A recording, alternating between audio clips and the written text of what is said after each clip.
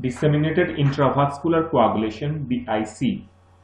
DIC may complicate a range of illnesses. It is characterized by systemic activation of the pathways involved in coagulation and its regulation. This may result in the generation of intravascular fibrin clots causing multi-organ failure, with simultaneous coagulation factor and platelet consumption causing bleeding. The systemic coagulation activation is induced either through cytokine pathways, which are activated as part of a systemic inflammatory response, or by the release of procoagulant substances such as tissue factor. In addition, suboptimal function of the natural anticoagulant pathways and dysregulated fibrinolysis contribute to DIC. There is consumption of platelets, coagulation factors, notably factors 5 and 8, and fibrinogen.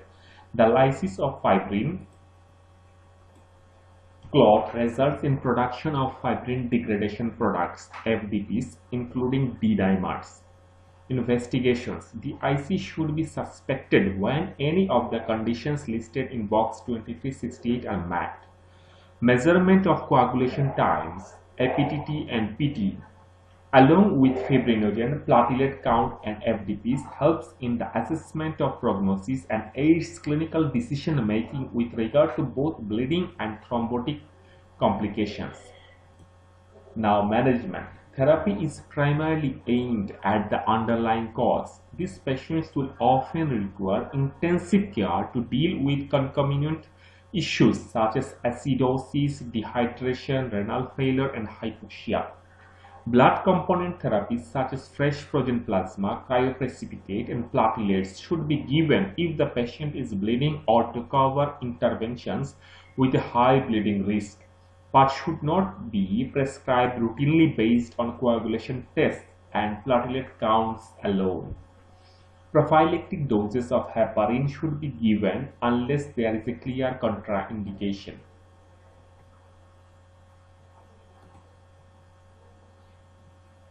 Established thrombosis should be treated cautiously with therapeutic doses of unfractionated heparin unless clearly contraindicated. Patients with DIC should not, in general, be treated with antifibrinolytic therapy, example tranexamic acid. Now, DIC. The underlying conditions are infections, sepsis, trauma, obstetric. Examples are amniotic fluid embolism, placental abruptions, preeclampsia, severe liver failure, malignancy. Example solid tumors and leukemias, tissue destruction. Example pancreatitis, burns, vascular abnormalities, that is vascular aneurysms, liver hemangiomas. Toxic immunological, example avio incompatibility, snake bites, recreational drugs. Now, ISTH scoring system for diagnosis of DIC. Presence of an associated disorder is essential. Platelet count, if more than 1 lakh, that is 0, less than 1 lakh, that is 1, less than 50,000, that is 2. Elevated fibrin degradation products, if no increase then it is 0, if moderate increase then it is 2, if strongly increased then it is 3. Prolonged prothrombin time, if it is less than 3 seconds that is 0, if more than 3 seconds but less than 6 seconds that is 1, if more than 6 seconds that is 2. Fibrinogen, if more than 1 gram per liter it is 0, if less than 1 gram per liter it is 1.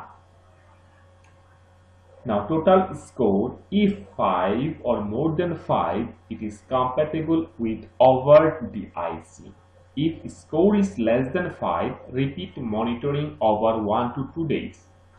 ISTH is International Society for Thrombosis and Hemostasis.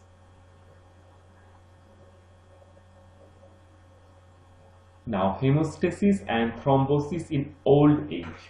thrombocytopenia, not uncommon because of the rising prevalence of disorders in which it may be a secondary feature and also because of the greater use of drugs that can cause it.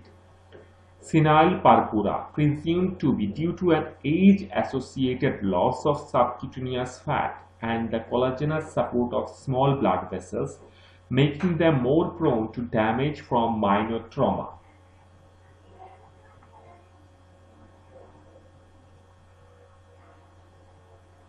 Thrombosis. Incidence of thromboembolic disease rises with increasing age. This may be due to stasis and concurrent illness, to which older people are prone. Some studies show increased platelet aggregation with age, and others age-associated hyperactivity of the hemostatic system, which could contribute to a prothrombotic state. Thromboprophylaxis should be considered in all older patients who are immobile as a result of acute illness. Prophylaxis is not required in chronic immobility without a medical cause, as there is no associated increase in thromboembolism. Anticoagulation. Older patients are more sensitive to the anticoagulant effects of warfarin, partly due to concurrent use of other drugs and the presence of other pathology. Life-threatening or fatal bleeds on warfarin are significantly more common in those over 80 years.